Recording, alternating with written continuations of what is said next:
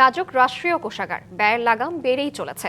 গবেষকরা বলছেন, অন্তর্বর্তী সরকারের আর্থিক খাতের সংস্কারের ব্যর্থতায় সরকারি আর্থিক ব্যবস্থাপনায় দুর্বলতা থেকে গেছে। এমন পরিস্থিতিতে দেশ পরিচালনায় এসে জনমুখী প্রতিশ্রুতির বাস্তবায়নের উদ্যোগ নিয়েছে বিএনপি সরকার। অর্থনীতিবিদরা বলছেন, অপ্রয়োজনীয় ব্যয়, অব্যবস্থাপনা ও কর ফাঁকি রোধ করতে পারলে বিএনপির ফ্যামিলি কার্ড সহ প্রতিশ্রুতি দেয়া নানা জনমুখী কর্মসূচি বাস্তবায়নে কোনো চাপ থাকবে না। চলতি অর্থবছরের জন্য 7,90,000 কোটি টাকার বাজেট দিয়েছিল অন্তর্বর্তী সরকার। এর মধ্যে গেল জুলাই থেকে ডিসেম্বর পর্যন্ত সরকার রাজস্ব আয় করে প্রায় 2,23,000 কোটি টাকা আর ব্যয় করে 2,58,186 কোটি টাকা। তাতে আয়ের তুলনায় ব্যয়ের ঘাটতি 35,000 কোটি টাকা, যার বেশিরভাগই ঋণ নিয়ে পার করেছে অন্তর্বর্তী সরকার। সরকারের বেশিরভাগ ব্যয় হয়েছে সুদ পরিশোধ, ভর্তুকি, বেতন ভাতা ও পেনশন এবং রাষ্ট্রায়ত্ত ও স্বায়ত্তশাসিত বিভিন্ন সংস্থাকে দেয়া আর্থিক সহায়তা বাবদ।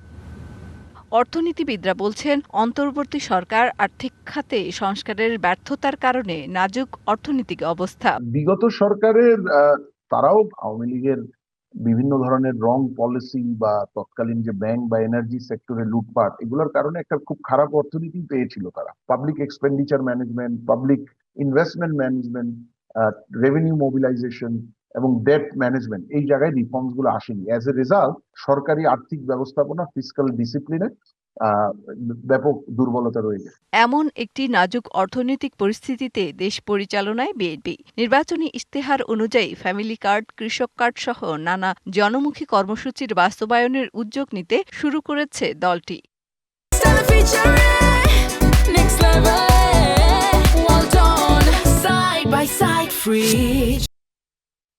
নাজুক অর্থনীতির মধ্যে জনমুখী প্রতিশ্রুতির বাস্তবায়নে কতটা চাপে পড়বে বিএনপি সরকার, এমন প্রশ্নে গবেষকরা বলছেন, অপ্রয়োজনীয় ব্যয় আর কর ফাঁকি রোধ করতে পারলে চাপ থাকবে না। যে পরিমাণ রাজস্ব এনবিআর এর মাধ্যমে বা রাজস্ব বোর্ডের মাধ্যমে আদায় হয়, তার থেকে আরও প্রায় সমপরিমাণ রাজস্ব প্রতি বছর আদায় করতে পারে না। তার কারণ হলো কর ফাঁকি, কর এড়িয়ে যাওয়া বা কর জালের বাইরে থাকার জন্য এই ধরনের করগুলো আদায় হয় না। বিএনপির যে ইলেকশন ম্যানিফেস্টো, সেটার মধ্যে কিন্তু এই কর ফাঁকি, কর এড়িয়ে যাওয়ার মতো বিষয়গুলোকে তারা অ্যাড্রেস করার কথা বলেছে।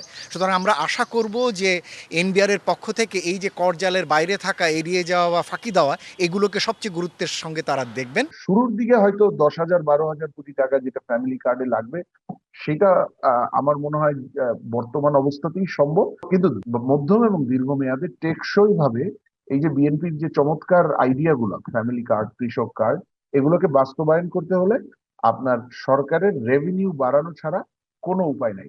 অর্থনীতিবিদরা বলছেন, মন্দার অর্থনীতি এবং জনমুখী প্রতিশ্রুতির বাস্তবায়ন দুটোই চ্যালেঞ্জিং পরিস্থিতি।